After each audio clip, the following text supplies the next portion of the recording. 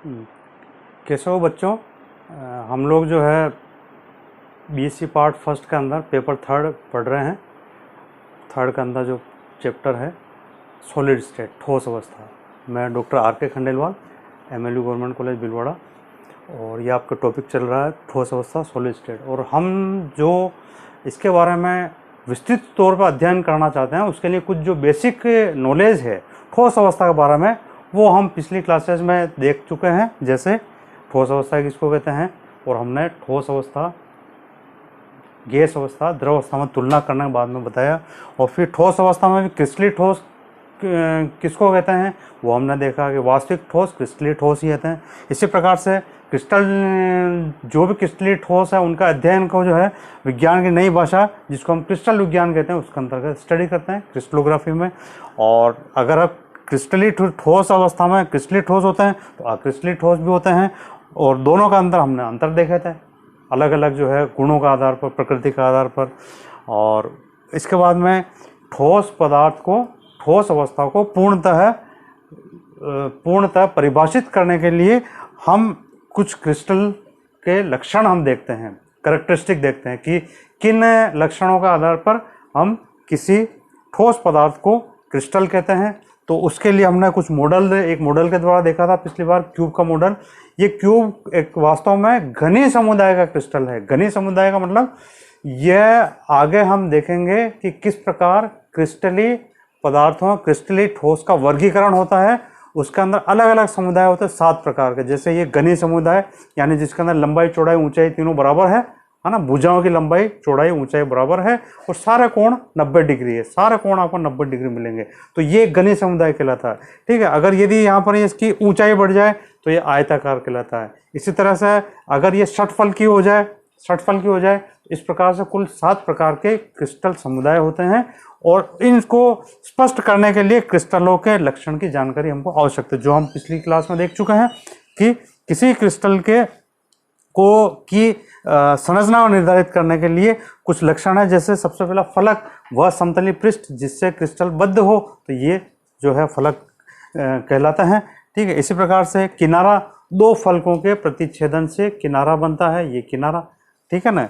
इसी प्रकार से अंतराफलक कोण, हमने क्या बताया कि 2 निकटतम फलकों के प्रतिच्छेदन, 2 निकटतम फलकों के प्रतिच्छेदन पे डाले गए लंब के बीच में जो एंगल बनेगा वह अंतराफलक कोण कहलाता है। इसी प्रकार से घन कोण, क्यूबिक एंगल के लिए हमने आपको परिभाषा बताई थी कि 3 या 3 से अधिक फलकों के प्रतिच्छेदन को घन कोण कहते हैं, या 3 या 3 से अधिक फलकों के प्रतिच्छेदन से घन कोण का निर्माण होता है। तो यहाँ पर आप देखोगे कि ये एक फलक, ये दूसरी फलक और ये तीसरी फलक, तीनों फलकों के प्रतिच्छेदन ये यहाँ पर हो रहा प्रतिच्छेद, तो ये कहलाएगा आपके घन कोण, क्यूबिक एंगल।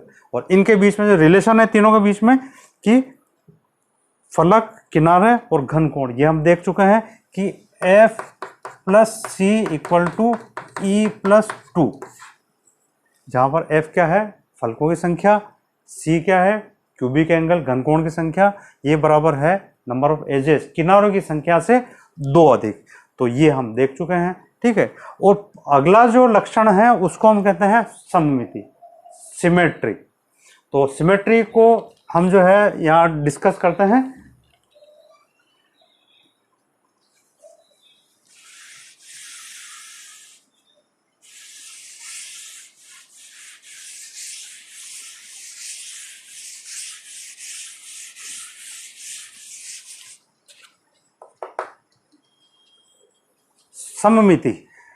सममिति को हम किस प्रकार से परिभाषित करेंगे। तो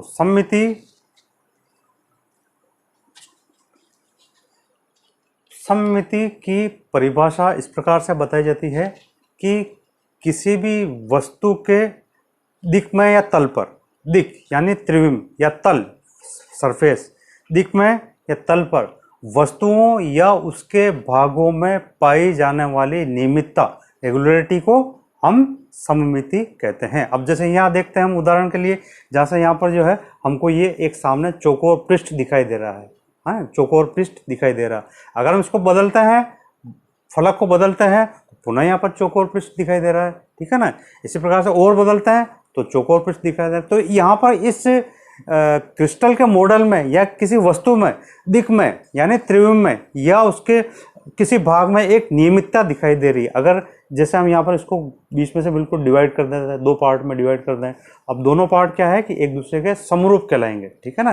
तो यहाँ पर ये भी एक विशेषता हो गई कि यहाँ सममिति हमको दिखाई दे रही है। तो किसी वस्तु के दिक् में या तल पर वस्तुओं या उसके भागों में पाई जाने वाली नियमितता रेगुलरिटी को हम सममिति कहते हैं। और सममिति को सममिति तत्वों के द्वारा दर्शाया जाता है, समझाया जाता है।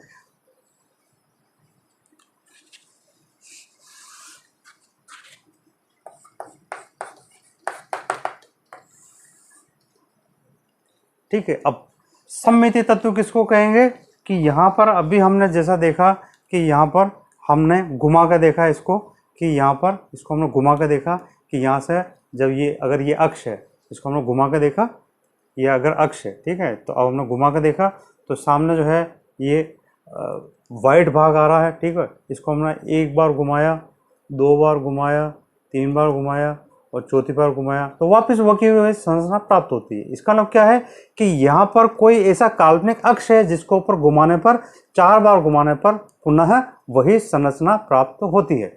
तो यहाँ पर ये जो हमने क्या बताया सममिति अक्ष, तो सममिति अक्ष क्या कहलाएगा, ये कहलाएगा सममिति तत्व। और इसकी परिभाषा इस प्रकार से दी जाती है कि सममिति संक्रिया, यहाँ पर ये इसको घुमाना, एक काल्पनिक अक्ष पर घुमाना इस संक्रिया कहलाएगी। या इसको जो है यहाँ से एक काल्पनिक तल से दो भागों में बांटना, तो ये क्या है, सममिति तत्व कहलाते हैं। परिभाषा क्या कहलाती है, सममिति संक्रिया के ज्यामितीय कथनों को सममिति तत्व कहते हैं। क्या कहते हैं कि सममिति संक्रिया के ज्यामितीय कथन को सममिति तत्व के द्वारा हम दर्शाते हैं। अब ये सममिति तत्व कितने प्रकार के होते हैं ये हम देखते हैं।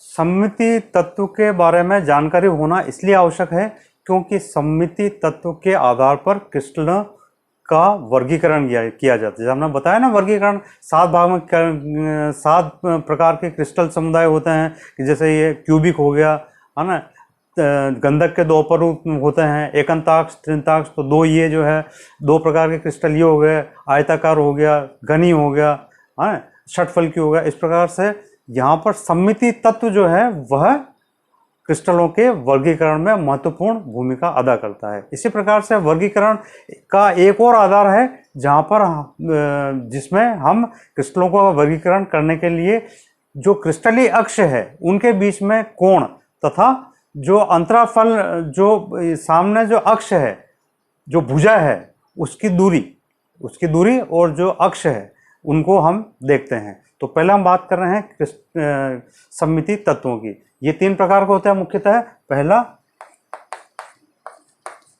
सममिति तल, सममिति तल या इसको हम कहते हैं